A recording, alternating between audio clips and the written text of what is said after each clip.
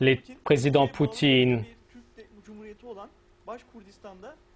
donc dans un État turc qui lui est fédéré, et Poutine qui dit que nos grands-pères concernant la religion et les croyances n'ont pas fait de discrimination, différence, et ils nous ont donné un héritage que personne ne peut défaire, une amitié. Poutine est une personne brave, très intelligente, et le monde islamique, s'il étreignait Poutine, s'il collaborait avec Poutine, travaillait ensemble, l'Union islamique, s'il faisait de la Russie un membre important de l'Union islamique, qu'il le prenne à l'intérieur de l'Union islamique, cela serait magnifique.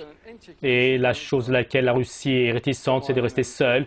Et une fois que le monde islamique étreint la Russie, c'est bon.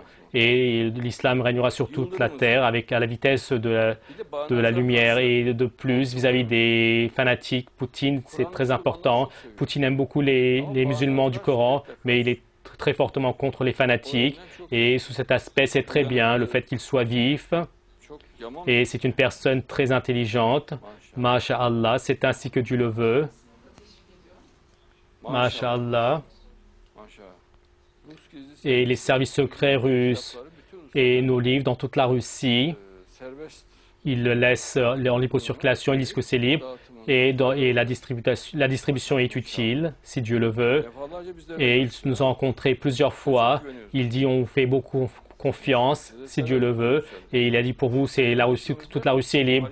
Et en dehors de nous, les activités sont interdites, si Dieu le veut. Nous, comme on le veut, on donne des conférences, on fait des expositions, on distribue des livres. Masha'Allah, c'est ainsi que Dieu le veut. Et Masha'Allah, oui, il a raison. Oui, bien sûr, Masha'Allah. Et une personne brave comme lui, il est possible qu'il ne revienne pas une fois. Donc en Russie, il faut bien connaître la valeur de Poutine. Oui, bien sûr. Et c'est une personne brave et très intelligente.